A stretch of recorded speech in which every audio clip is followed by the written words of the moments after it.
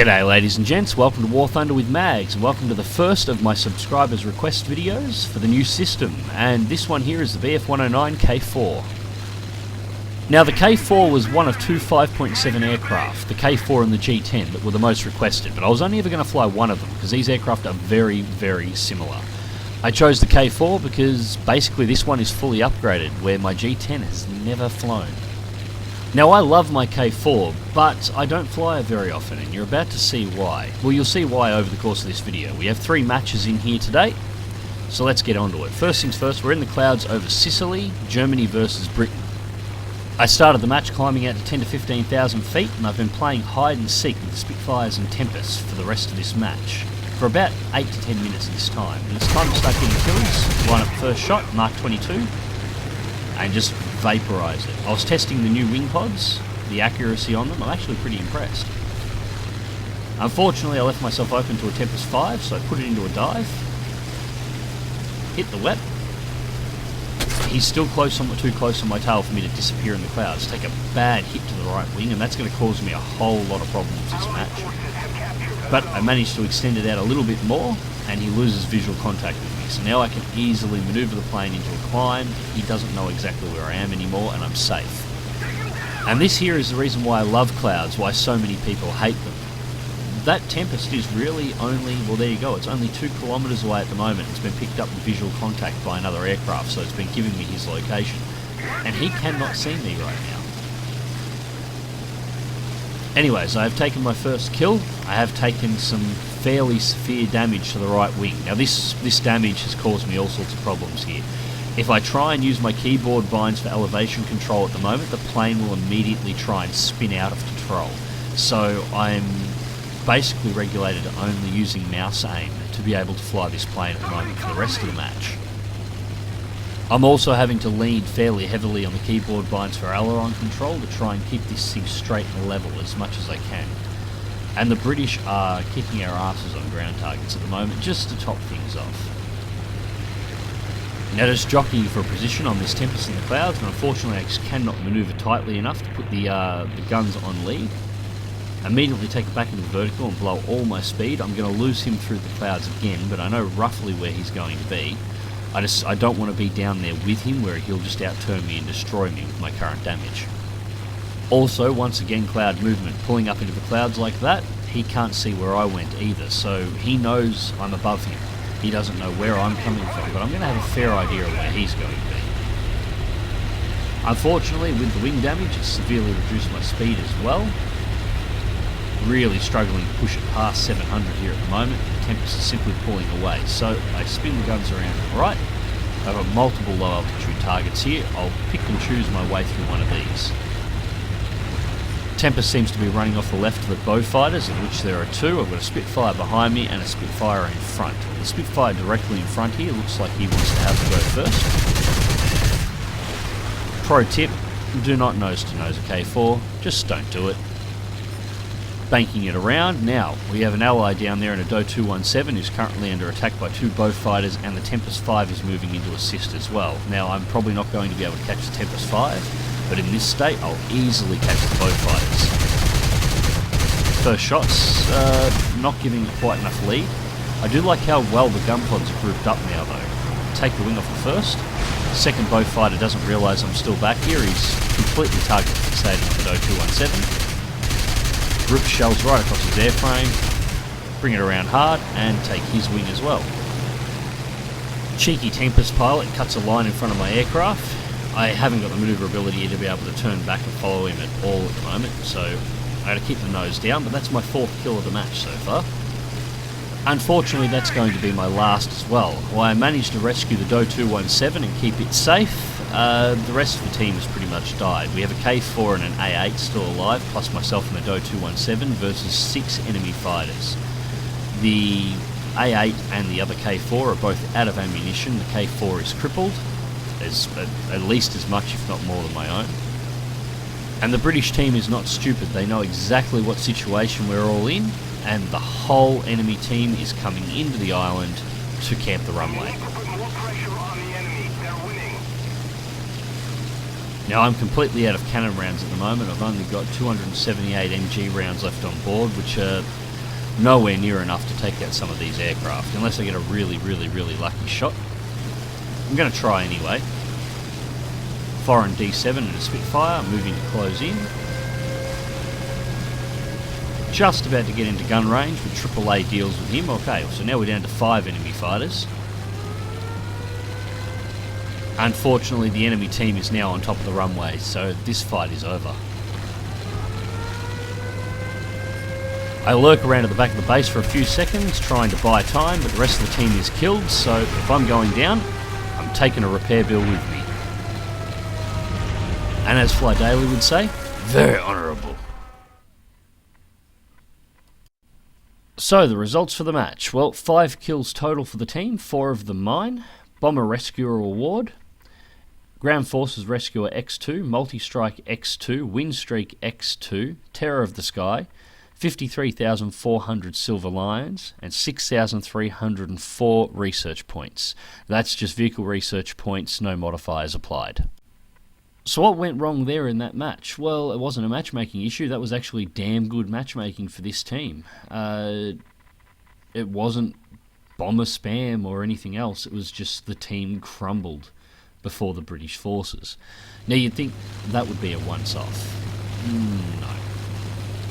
So, back in the air again and still flying with the 20mm gun pods on. Now, current KDR for this video is 4-1. Let's see how we can do this round. Currently at 350 kilometers an hour, I'm going to take a burst at this Spitfire.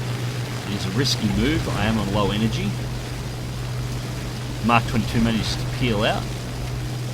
Fold flaps to combat for a split second. I was considering turning through, but I was looking at my overall energy. I wasn't going to be able to do it safely. So just level the nose out for a little bit, let the plane stabilise, get a little bit more airspeed up. Also put a little bit more distance between me and the Spitfire. I can always catch him later. And then make the turn. So he can't immediately turn back onto my tail and jump me. Now he has pulled back out of range. Once again, we have a Do 217 at risk, so I bring it around. I'm going to go for the Spitfire over here instead, next. Just checking my right, making sure the sky's still clear, all good. Yep, comes in for a dive, burst away. Take off both ailerons and his elevator control surfaces. He's out of the match. Now since we're at 16, almost 17,000 feet, and for some reason in this patch, the game isn't awarding you the kill until the plane smacks into the ground, getting awarded that kill is going to take a while, but it will come. So just looking around for my next target, trying to work out what to attack. I was about to turn in when I spotted this F8F in front. It's hunting AI, and I can't have him doing that. Turning the camera back and looking at my team, our overall situation is pretty good. We have one Spitfire at altitude that's got an advantage over our high altitude fighters, but it's not much higher than them. The rest of the British team and the Allied team in general is actually below the British team, so we're good there. First shot through, put a nice solid hit into the left-hand side wing. It's not enough to kill him, but it's going to cause him all sorts of problems and make him a very easy kill for me in a few moments. So just gently bring the plane back around, no weapon, I'm not in a rush just yet. Flick it over, time to start running him down now.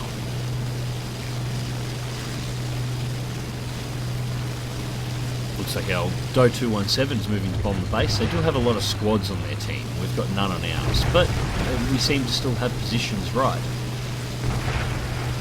I just got to get rid of that F8F. It's a nasty piece of work. I do not want it in my sky. And then I've got to work out what to go for next. Griffin Spitfires are probably going to be primary targets. That Spitfire up there seems to be being annoying.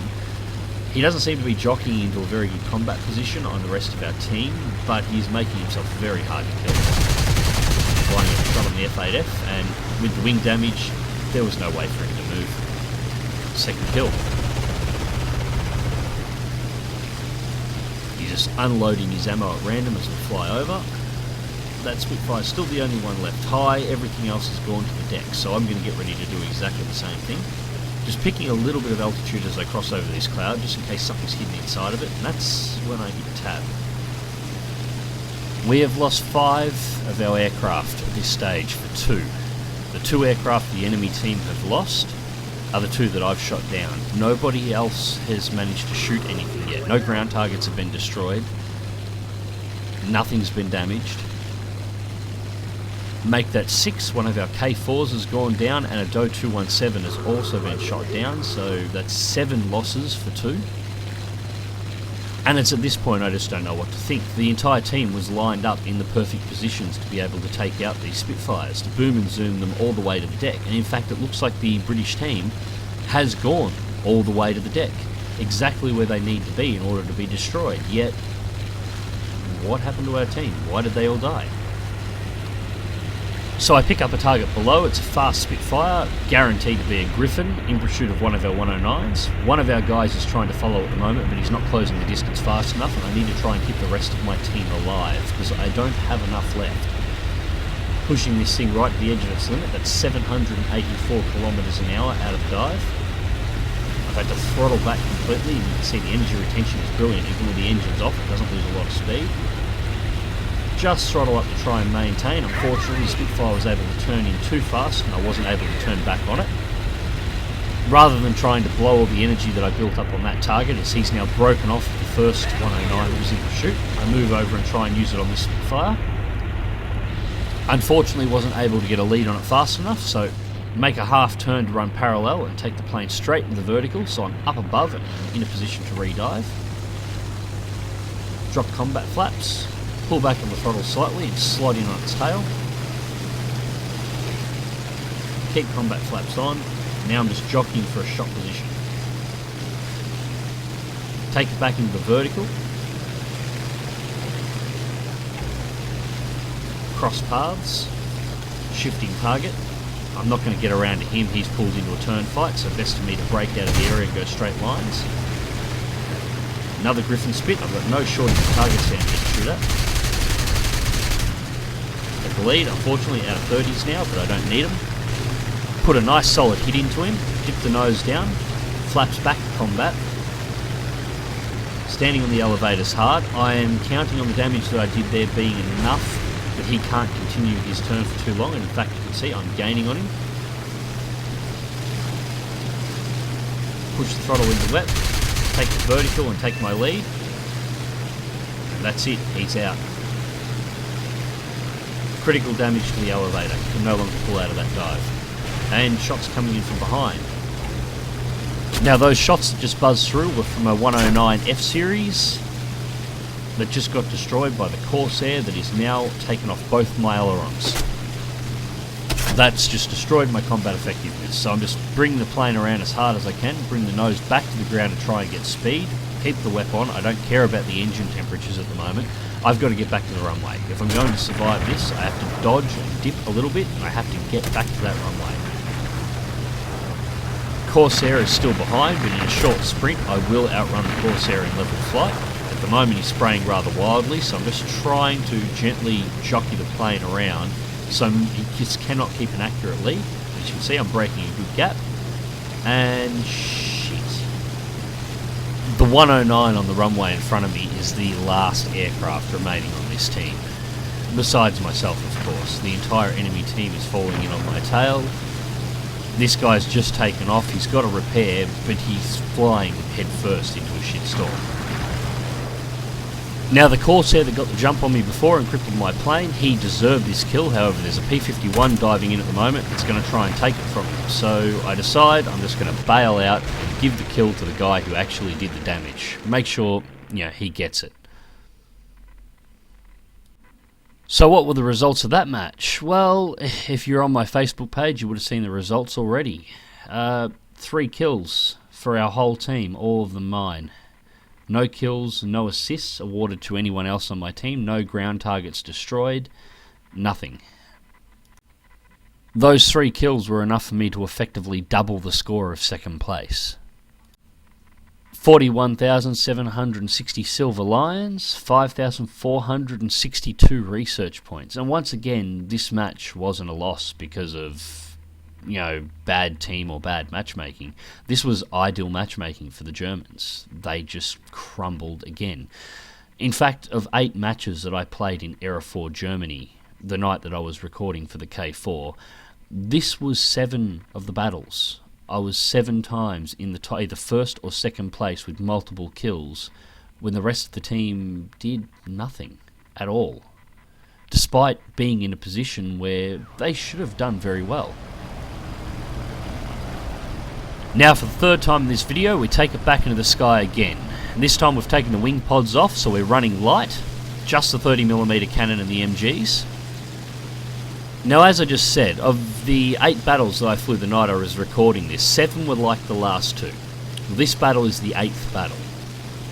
Now, for those of you who may not have been around War Thunder for all that long, who may have only just got into Era 4 and are just shocked by seeing matches like the 2 that I've just shown, and I'm sure many of you have experienced them before. This match, what you see here, this used to be almost every German Era 4 match. This was the quality of pilots that you would find. And I have no idea why they're still not around like this all the time. I mean, yes, I know the BR system and the matchmaker have been fairly brutal on Germany for the last more than a couple of major patches. But just have a look at the K-4. These last 2 matches, 4 kills in the first round, 3 in the second. 2 deaths total, you know, that's a 7-2 KDR in the K-4. The K-4 is not a bad plane. The K-4 is actually an incredibly good aircraft. It cannot carry entire teams on its own. At least it can't without at least some of your allied team carrying some of their own weight to begin with. You know, they need to take down at least half the enemy team for a K-4 pilot to be able to effectively wrap things up. And even then it would be hard. But that's not a fault of the plane. The losses so far have been the fault of the teams. And the proof is this match, because this is what happens when the teams cease being a problem. First target's picked out, P-51, and his wing's already taken off, so I'm just not going to waste my ammunition, pull out of the area. I don't want to steal anyone's kill. Peel back for altitude and begin circling again. We've got a Spitfire at low altitude over near our base target over there. I'm not entirely sure what he's doing over there and doing so low to the ground. There's no allied fighters there. We've got an F-8F at low altitude down to my right. He's got a 109 already on him. Now I haven't put myself at too high an altitude in this match. I haven't really felt the need to. Rather than going for an aggressive approach this round like you have seen me do in the last 2, I'm actually playing rather defensive. I'm hanging back near the bases and the airfield. I'm waiting for enemy targets to try and break through the lines and make runs on aircraft that are returning to base. I'm just playing backstop. F-8F's now 10 kilometres out. He's starting to get close, although there's a hell of a furball building up around him. However, that's what I was looking for. We've got an RAAF pilot, Aussie Cat, his Tempest. He looks like he's diving on top of the swarm. And we've got a Spitfire that's moving into it as well. Going to need to get over there and get ready to supply these guys some cover. The RAAF pilot in the Tempest is, honestly, he's the biggest threat at the moment. So, just working my way down to attack him. 5.3 kilometres out. 4 kilometres out, closing fast. Maintaining just under 600 kilometres an hour. Tempest goes low to move on a target. Now I just lift the nose here a little bit. I want to go for an aggressive dive angle. Bring the nose back to the ground fast. Now I'm not engaging the WEP yet, I don't need it. The attack angle that I've selected, I'm going to easily close in. However, Tempest moves out of the area, I see an opportunity to take the Bearcat. Unfortunately, I missed out slightly, pull back up, Tempest represents itself. Take its tail. First kill. Now, as you've seen for most of this video, this is how you make aircraft like the G10 and the K-4 work. Short, sweeping strikes. Just short boom and zooms on targets. If you can't turn onto them, don't bother trying. The Spitfire there turned underneath me, pull it straight back into the vertical, fire the wet kick power on, turn back over, drop the nose, re-dive through, pulls up again. I haven't got time to get the guns on him. I pull up vertical. I see he's going to stall out, so I just keep the power on. I wait for his stall, drop the nose back down again, go back for a boom, line the shot up, and there we go, second kill. You'll see examples of this at different altitudes all the way through this video. It's the most efficient way to keep this plane going. Keep that energy on as much as you can unless you absolutely need to use it. Just try and swing it onto the IL-10. Nope, can't get him. So, pull it straight back into the vertical, take altitude again. Continue the rollover, the IL-10 goes down. We've got a Spitfire back behind. Dive through, continue the roll. Straighten up. Now, I'm at low altitude this time, so I'm going to stay at low altitude. Try and build up as much speed as I possibly can to intercept, and then I'm going to burst in from underneath. Basically, booming the target from below. But as I said, this team's good, and that Spitfire was already dead. You just didn't know it yet. And that's it. All but one target eliminated, and he crashes in the next few seconds. Enemy team has been wiped out, so let's go through to the results. So a good team's results don't look quite as impressive, but you can't deny their effectiveness. Third place for the team with 2 kills, and it was a respectable third place. Bomber Rescuer, Multi-Strike X2, 45,080 silver lions and 6,819 research points. And a nice clean by the numbers match. This one here, there was even 3 B-17s on the enemy team, and they just got pulled apart, and we didn't have a B6R3 to do it. So, the BF-109 K-4, how is it? Well, that's 9 kills to 2 deaths in this video. That's a 4.5 to 1 KDR. This is a friggin' good aircraft. Why does Germany have it so hard in Era 4 at the moment? I think a lot of their problem, the problem of German pilots at the moment, is a bit of defeatism.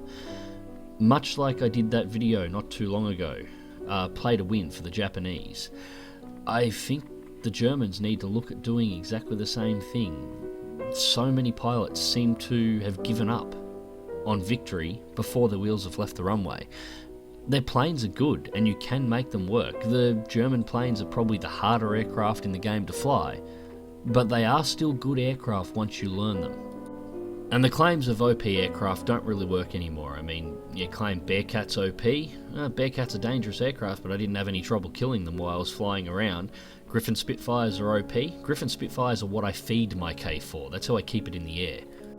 Now, that's not to say that the BR system or the MM is still not hard on the Germans. They still have it hard, especially when jets are involved.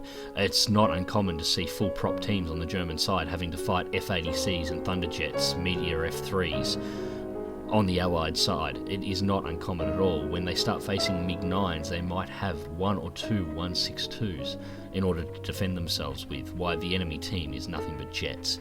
It's horrible matchmaking, and it needs to be fixed. However, a big part of the German problem, I really do think, is attitude. It's so many German pilots have decided that they're going to lose the battle when they fly out their German planes, that they never bother to fight anymore. And in fact, you can see that in the first 2 matches. That was perfect matchmaking. No jets involved. Germany was nearly made up of core high-level props versus a team of equivalent props. You couldn't have asked for better matchmaking. And yet, they were still crushed. Absolutely crushed. Anyways, ladies and gentlemen, I hope you enjoyed this video. Click like if you do. Subscribe if you want to see more. Fly smart, fly safe. I'll catch you in the skies.